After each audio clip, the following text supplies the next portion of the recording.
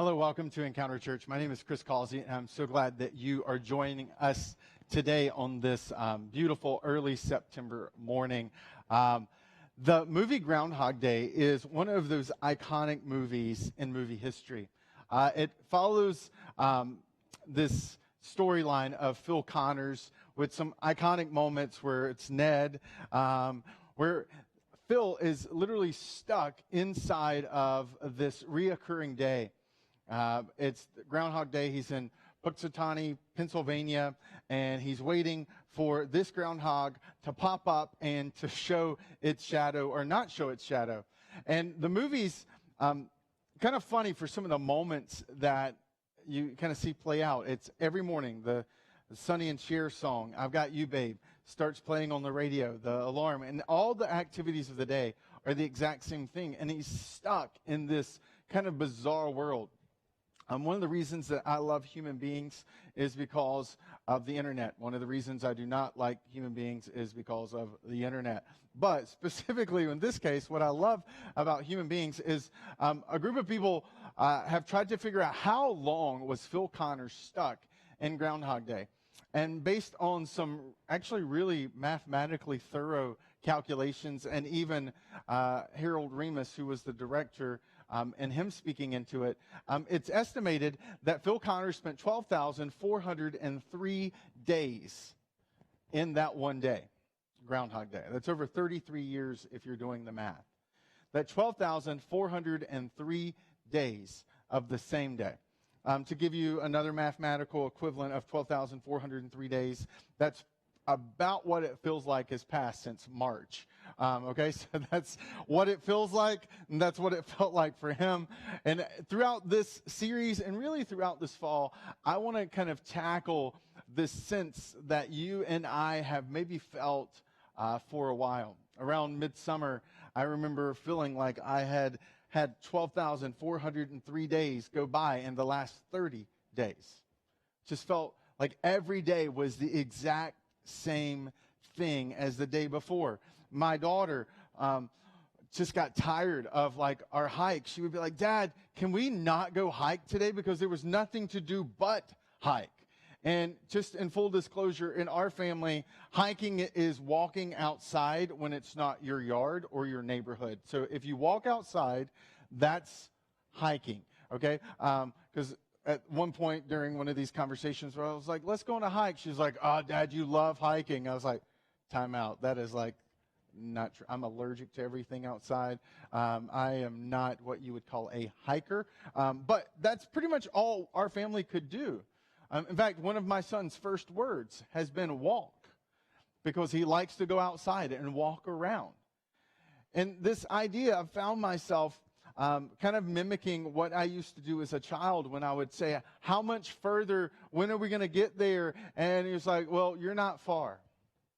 Right? Like, we're not far. We're almost there. And almost there sometimes felt like 6 hours and sometimes was 6 hours.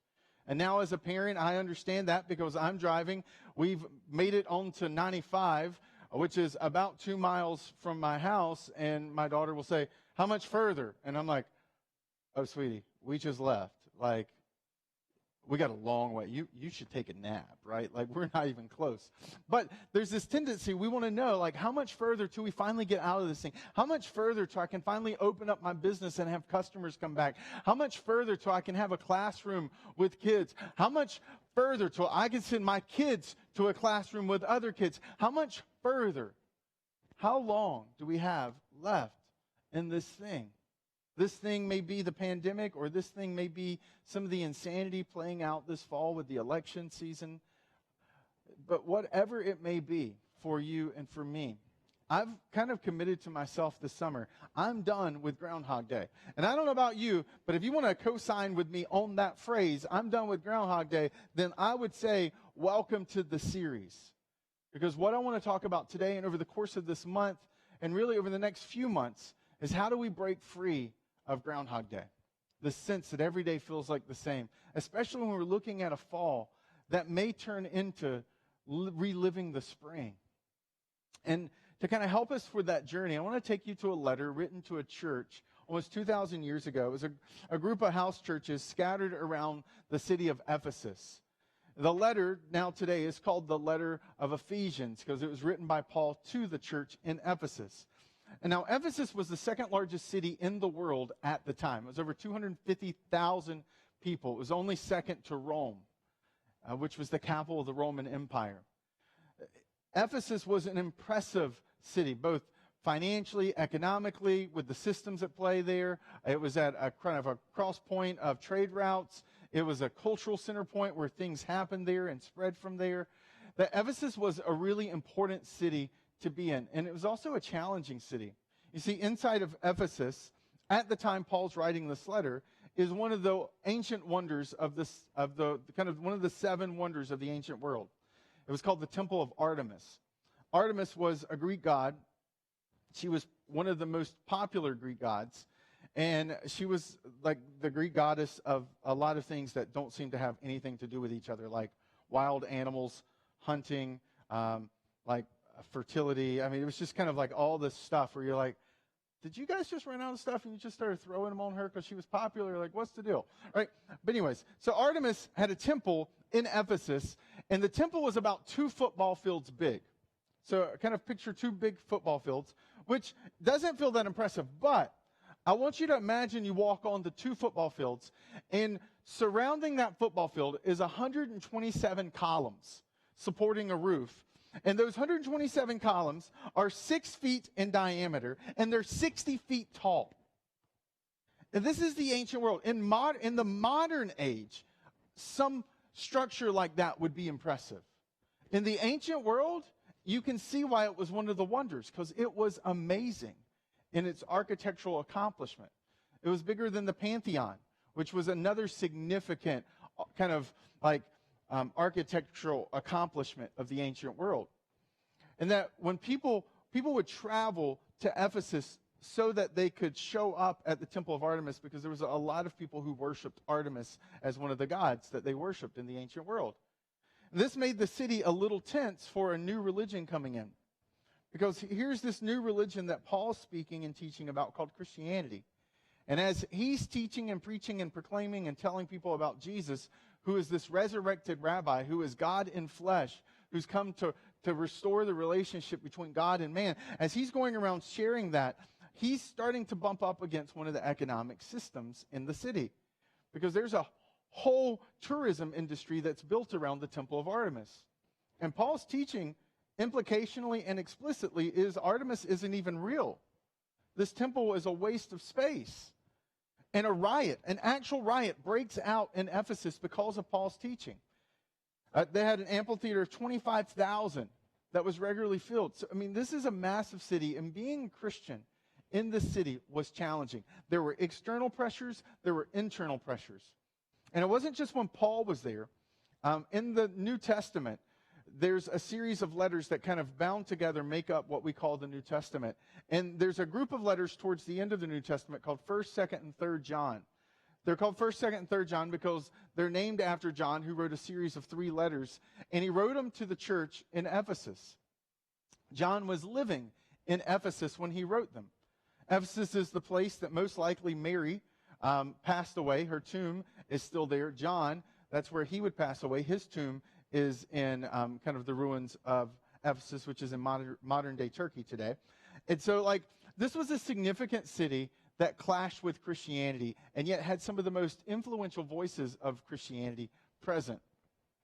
And so Paul, writing this letter, understanding the challenges of what does it look like? How do you live out your faith when you're surrounded by so much that would prevent you from living out your faith, both externally and internally with the pressures within the church?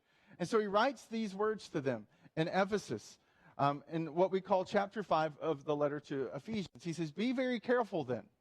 He's like, be very diligent, be very intentional, be very kind of cognizant of how you live. The word live is it's an idiom. What he actually writes is how you walk. He's like, pay attention to the very steps that you take and the decisions you make, the words that you say, and the paths that you follow along the way. He's like, be careful, be diligent in all of that. Why? He's like, I want you to do it not as someone who's unwise, but as someone who is wise. Like, he's saying, look, I recognize you live in a city that makes it very challenging to live out your faith. You live in a city that you wake up every day, and the challenges you had in your faith that day felt like the challenges you had in your faith yesterday, and the day before that, and the day before that. And there's this constant gravitational pull towards and against you to kind of suck you back into the life that you used to live, with all the things that remind you of that life. He's like, but I want you to walk diligently, paying careful attention to the very steps you take. Because the steps you take, I don't know if you noticed, your feet kind of seem to lead your body. So he's like, I want you to do this with wisdom. And he says, how do we do that? Well, here's one of the ways that we can do it. We make the most of every opportunity. Now, the reason he's writing this towards the end of this letter is he realizes that's not our default. Our default is not to make the most of every opportunity. Our default is to waste time. Our default is to kind of sit and mindlessly kind of watch life pass us by. Our default is Tiger King. Right? Our default is to sit and veg, not to seize and seed for some harvest in the future. If it was our default to make the most of every opportunity, we would all be rich. We would all be really jacked. We would, for the men, we'd all look like The Rock, because we'd recognize that food we ate and the weights we could lift would make us look like that. And we would all have private jets because we would understand compounding interest and delayed gratification. Like, we would understand all of those things, but that's not the default. And the default sometimes isn't even passivity. Sometimes the default is activity. In fact, I love history, and there's this interesting piece of historical fact. In World War II, while Hitler had conquered the continent of Europe, he turned his direction and gaze towards England. England, which was being led by that time by Winston Churchill, pretty amazingly stuck a flag in the ground, and probably one of the most courageous moments in the 20th century, 21st century, to really said, look, we're not going to bend our knee to you, Hitler. And even though Churchill died almost 80 years ago, or 60 years ago, we still stand in awe of this like bold character and courage he had. So Hitler had a theory that he could break England by bombing them. And he would send over at night these bombing campaigns. Now, the thing that made the Luftwaffe, the kind of German military, like Air Force, really successful, and I totally butchered that word, so forgive me, but was that they had technologically made some advancements that were really a broad leap ahead of any of the air forces in the known world. You see, they had figured out how to fly and bomb at night. See, during the day, it was easy to hit a bombing target. During a full moon, it was easy to hit a bombing target. But when it was a new moon, you basically flew over a dark world. And so what they had done is they would broadcast two beams, radio waves, and they would intersect those radio waves over the target. And so German bombers would take off, and they would fly along the radio beacon, and it would kind of go beep, beep. And then they would get to the intersection of the other one, and they would hear beep, beep, beep, beep, beep, beep, which was the intersection of those two radio waves, and they would drop the bombs there. Now, because of that, London lived in terror, because at night, even though England arguably had one of the best air forces in the world, the RAF, the reality is that the RAF could not fly and fight at night. There was no airplane-based radar systems at the time. And so every night, the sirens would go off, and this is actual picture of Londoners sleeping in what's called the Tube, which is the subway system in London, because Germans would fly over and they would bomb the city at night, destroying pieces and portions of it. It was devastating. Windows were blown out through most of the winter. It was a really dark time period. And Churchill had an idea that, instead of us just walking down the streets being reminded of what we can't do, let's at night, when the sirens go off, I want the soldiers to go to the guns, the kind of anti-aircraft guns mounted on the roofs around the city of London, and I want them just to fire the guns into the air. Just fire them. They couldn't see the planes, so it didn't matter. Just shoot them. And I think in some ways what London's response to that war initially is a picture of what we do when we find ourselves in chaotic moments, when we find ourselves in moments where we don't know what to do. We just start to do anything because we feel like anything is better than nothing. And yet, what it means to make the most of every opportunity is not activity, it's productivity. It's being intentional, moving towards something, not just movement. Movement doesn't fix things. Movement doesn't seize things. Movement makes us feel better. I don't know about you, but when I get really stressed, my wife can normally tell because I don't naturally like just say, oh, I really want to clean the countertop or I just want to sweep the floor. But she can normally tell when I get really, really stressed because I just start cleaning things. I'm like sorting stuff and stacking stuff and putting them in drawers and wiping down the table with like really high level industrial cleaner. And she's like, you're stressed, aren't you? And I'm like, yes, I am. I'm very stressed. So I'm just doing something. And ironically, even in my attempts in those stressful moments where I'm just doing something, oftentimes I'm not doing the things that would actually relieve the stress. I'm stressed about finances, or I'm stressed about work, or I'm stressed about a relational issue, but I'm cleaning the table, or I'm sweeping the floor, which makes me feel like I'm doing something, but actually doesn't move me towards something. And it's actually a danger that we have to watch out for, because one of the things that can rob us of the opportunities is activity. Not doing the things that we should do because we're so just desperate that we'll do anything. And that inside of this phrase is some directionality. So the word opportunity, it's kind of got an interesting etymology or kind of root. If you look at the word opportunity, you'll notice inside of the word is the word port. Because the word opportunity actually comes from a sailing term.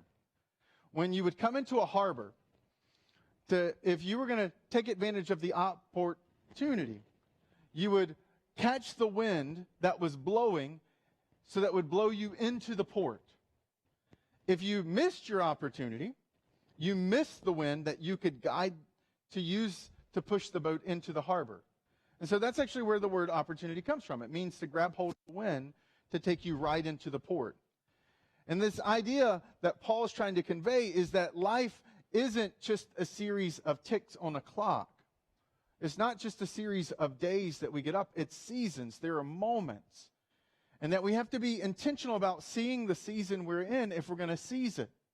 If you're a parent, you know it's really easy, especially in retrospect, to look back and realize how valuable and how precious those first moments, that first year of life is.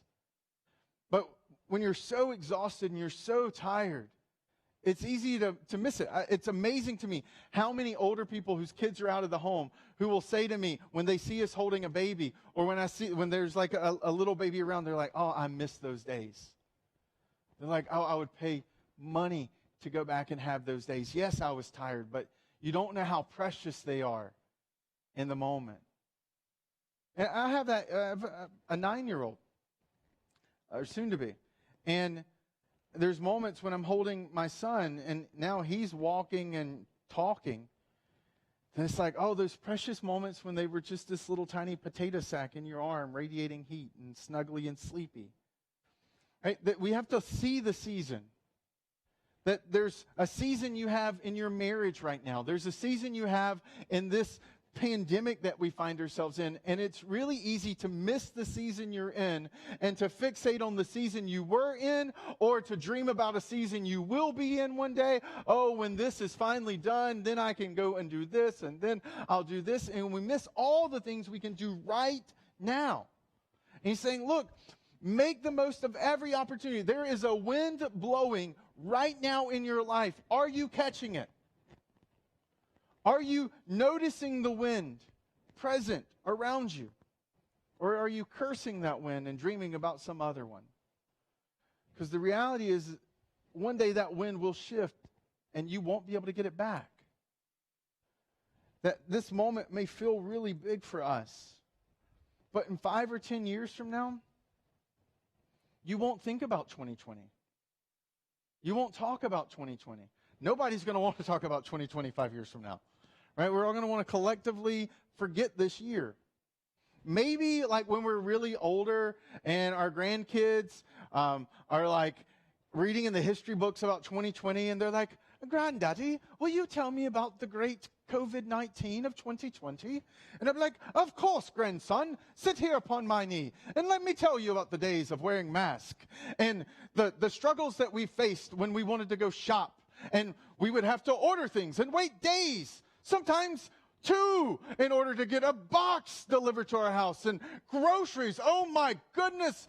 They said it was Instacart, but it was anything but. Sometimes it was hours before they dropped your luggage and your groceries off at your doorways. Oh, grandson, it was horrible. Now, I don't know why my grandson's going to have a British accent or why I'm going to have some British accent. Because maybe I'm hoping, because I love the British so much and I read so much British history, it's just leaking out. But like, that's probably what 2020 will be one day. It'll be nostalgia. It'll be kind of humorous. And I'll be like, oh, grandson, we used to, watch. You would have to like sit in front of a screen for education. Oh, really? That's what mommy did? Yes, mommy watched and learned on a television screen while she was Zooming. Right? Oh, that sounds a lot like our holograms today. No. It was worse. I know you have holograms now, but back then it was bad. It was called Zoom, and it would stutter, and people would go and talk like this right here, and you would have to. And people would try to talk over you. Like, one day this moment will be past. But there are so many things that I haven't talked about in this moment that are actually worth seizing. That's why the word most, he uses this word. This word actually means buy back and redeem. He's saying redeem this time. I know this time feels like it's been hijacked from you. I know this time feels like it's been robbed from you. But buy it back. Redeem it. Get it back from what took it from you. Like, I'm done living in Groundhog Day. I refuse to participate. I will smash my radio if Sonny and Cher start to sing I Got You, Babe, because I ain't got it. I'm done with Groundhog Day. I'm about grabbing a hold of my day, not Groundhog Day. Because I don't care if this fall looks like this spring. This fall will not be this spring for me. I'm going to redeem it. So maybe the spring stunk. Maybe Zoom meetings were horrible. But that doesn't mean I got to relive it. I mean, I can do something about it. We can make sure as parents that we don't relive the challenge that the spring remote learning had, even if we're doing it in the fall. We don't have to relive the isolation of the spring if we have to redo it in the fall. There are some things that we can do differently. And that the reason we can do that is we recognize that there is another way of approaching this thing than just the Groundhog Day. In fact, Paul gives us a helpful piece of information. He says, you want to do this, you want to make the most of every opportunity because the days are evil, which is an interesting phrase, right? He's like, why are you going to live wisely? Why are you going to try to make the most of every opportunity? Because the days are evil, because that's not the default to this world. The default is not to make the most of every opportunity. The default is to drift. And you and I will not drift into the relationships that we want in our lives. You and I will not drift into the financial situation we want to be in our life. You and I will not drift into health. We will not drift into emotional health. We will not drift into the job we want. We will not drift into anything that we actually desire, because the days are evil. It's a broad, sweeping statement that Paul's making about the world that's driven by entropy, that's driven by disorder, that's driven by drifting towards the things you don't want. Because everything you and I want are upstream. Everything. Great relationships. Never, ever met a couple who's been married for 50 years, and you ask them, how did you make it this far? How is your marriage so strong? And they're like, I don't know. We just kind of drifted into it. Meet someone who's been really financially successful. Hey, how did you get here? How did you build that business? I don't know. I just kind of drifted into it. That's not the norm. And he's saying it's foolish. When he says, therefore, do not be foolish, it's like, don't think that way. Don't think that the expectation is life is easy, because it's not. When you live in a world that is, to use his overarching, encompassing theological statement that says the world is broken, the world is not the way it is. And in case maybe you're like not really necessarily theologically kind of into this thing, you don't have to agree with me to just say, I would say, look in your pocket. Why do you have keys? You have keys because we live in a world where if you didn't, someone would take it from you. If the world was grand and great, we wouldn't need keys.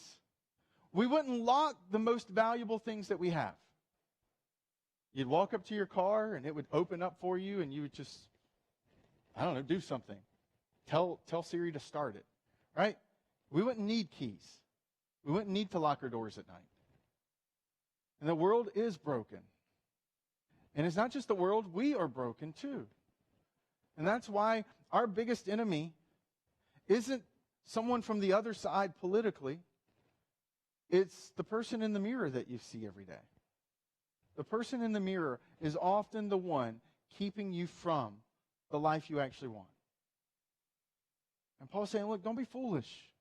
Recognize this is the challenge that you and I have in front of us. Expect that because the world is broken, that it'll be hard sometimes.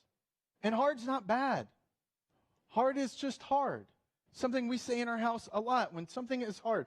I expect good things to be hard things. And I'm pleasantly surprised when they're not. I'm delighted and surprised by easy, not hard. Whenever I do something that is a worthwhile thing, I expect, because of the way the world is, it'll be a challenge.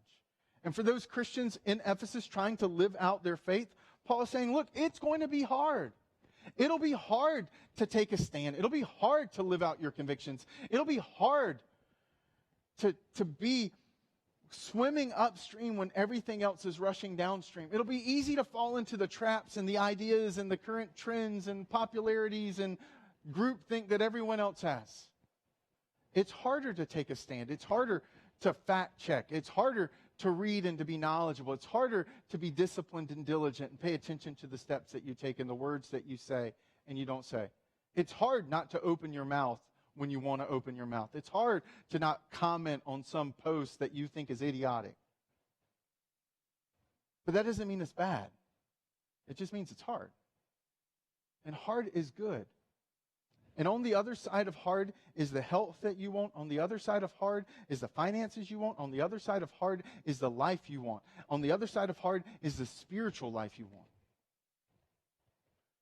And that we have to be careful. Therefore, do not be foolish. And how does he end it? He says, but understand what the Lord's will is. I don't know if you follow a lot of the news. It can be quite depressing. Especially if you pay attention to anything coming out of California. I have friends in California, and there are days where I feel like it's just going to break off and fall into the ocean because it's just insane.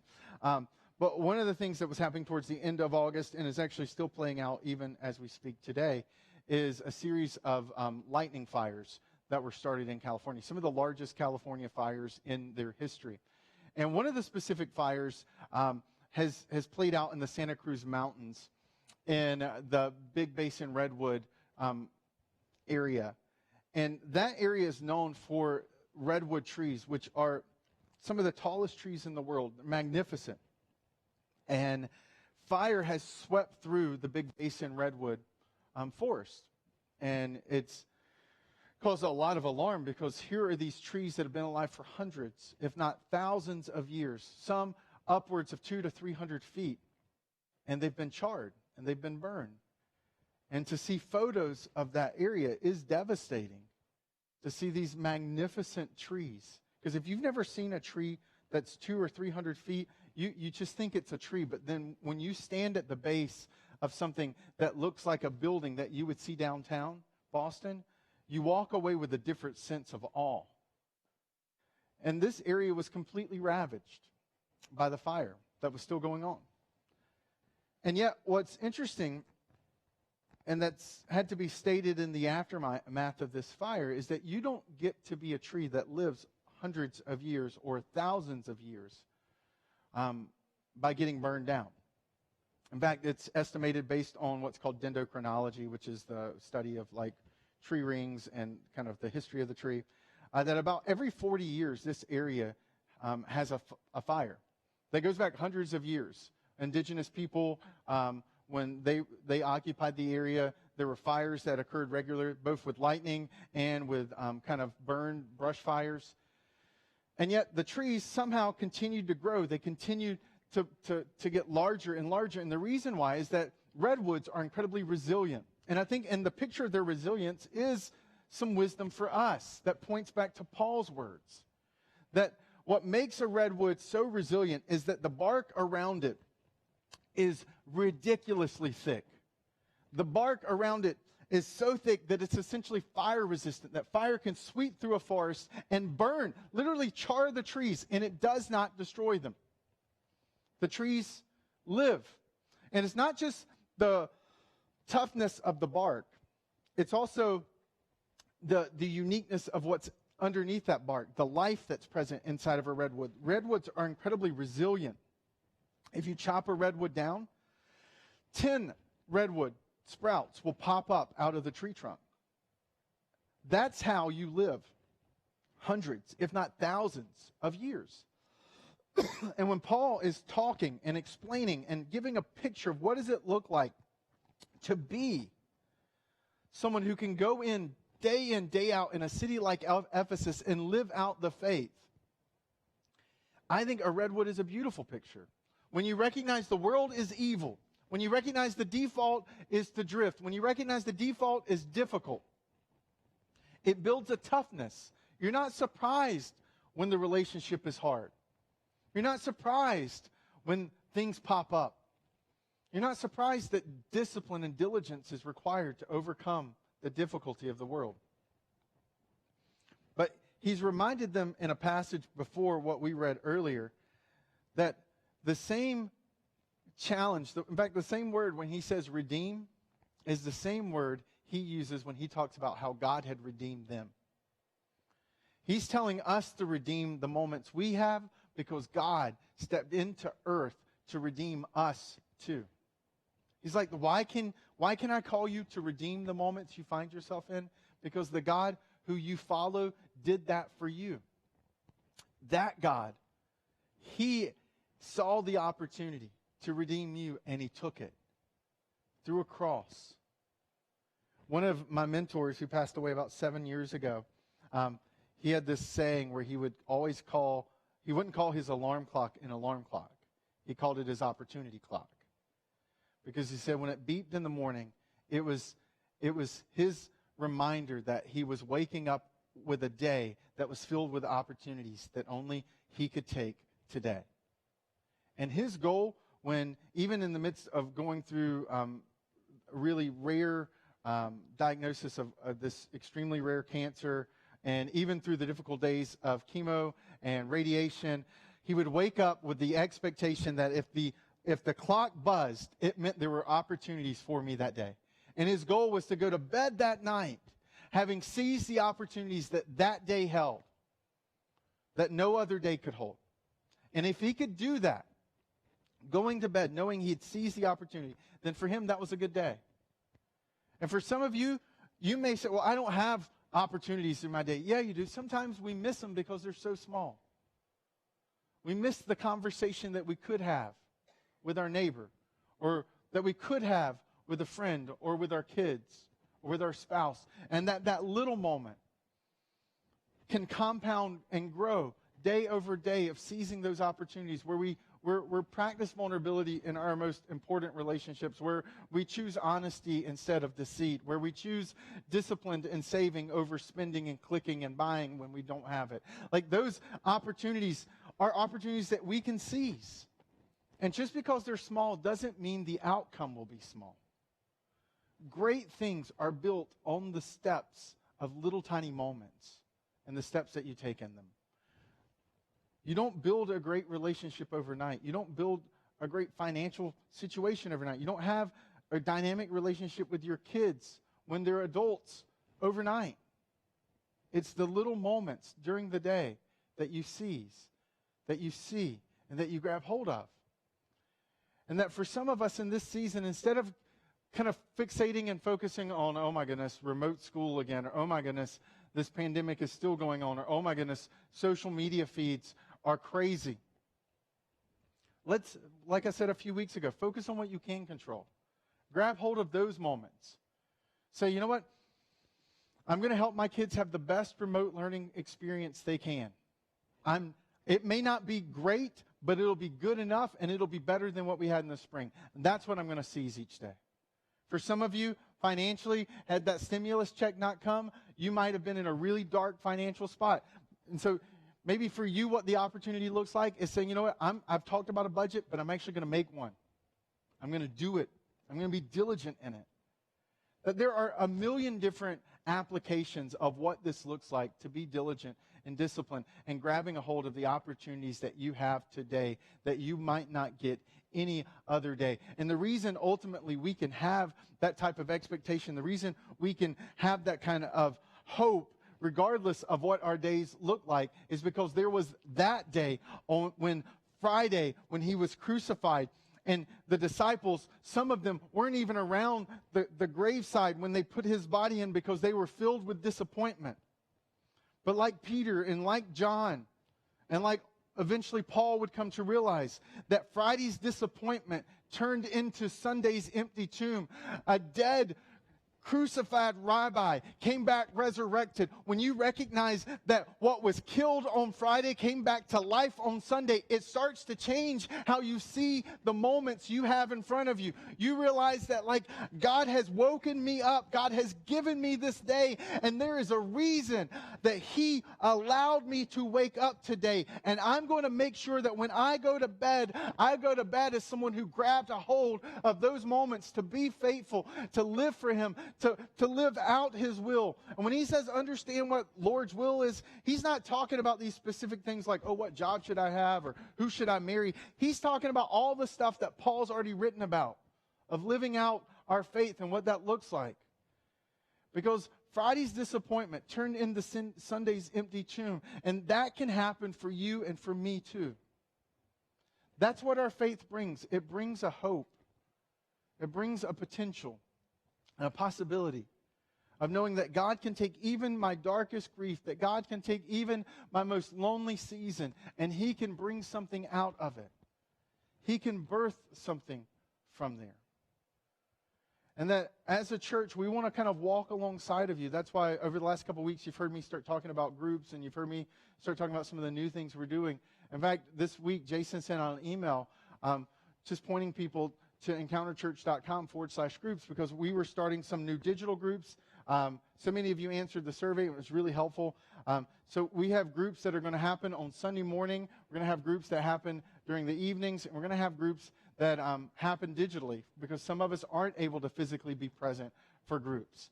And that one of the things that can be possible, that we really do this fall desire to be able to start opening our doors, to reopen our doors, to allow people to physically be in this room. But one of the challenges, even in that, is that we have to have enough people on our team back, because there's a team behind the camera in this room, and then there's a whole other team that's in the room allowing you to hear what we do. In fact, if I'm like I'm expendable, because if I didn't show up, this could still happen.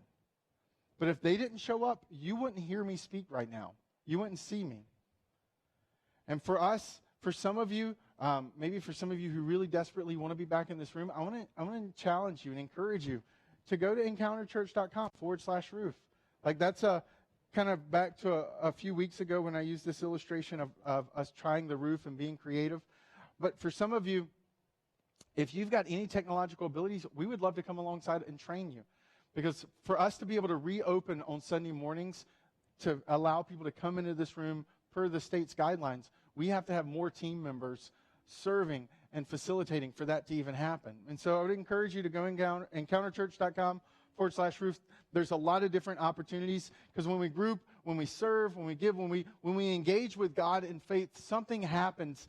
When we go beyond ourselves, oftentimes we find that one of God's great ideas was that the church is not a what, but it's a who. It's a collection of people, and that through those people, God shines through them.